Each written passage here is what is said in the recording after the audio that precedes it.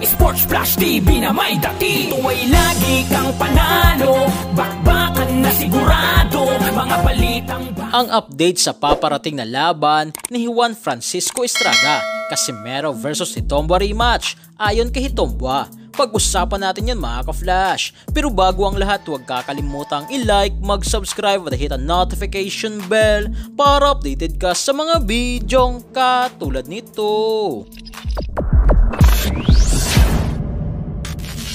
Sa pinaka-latest update nga po mga ka-flash, sa posibleng bakbakang WBC World Champion Super Flyweight Juan Francisco Estrada na may kartada sa ngayon na 44 wins, may 28 knockouts at may 3 talo lamang kontra kay IBF at WBO World Champion Flyweight JC Rodriguez na may kasalukuyang kartada na 19 wins, may 12 knockouts at wala pang talo, ay kasado na nga po ito mga ka-flash sa June 29, Sabado, ng venue ay sa Arizona, USA, at ang paglalabanan nga po ng dalawa mga ka-flash ay ang hawak na titulo ni Estrada na WBC Junior Bantamweight na titulo.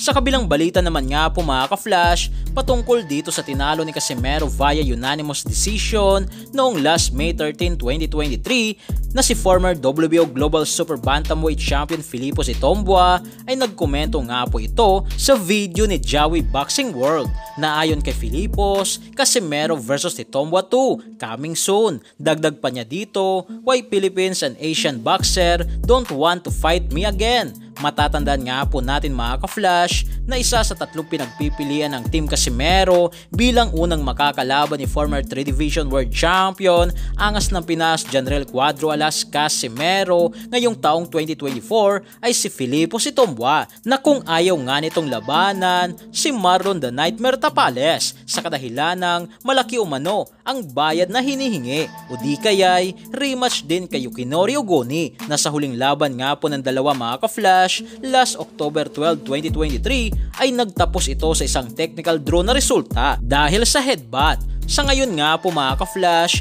nagsimula na nga pong mag-ensayo ang angas ng Pinas na si Janrel Casimero, subalit hindi pa nga po dito inaanunsyo ang makakalaban ni Casimero sa buwan ng June o July sa bansang Japan, na still naghihintay pa rin tayo sa announcement ng kanyang promoter na si Masayoki Eto ng Treasure Boxing Promotion.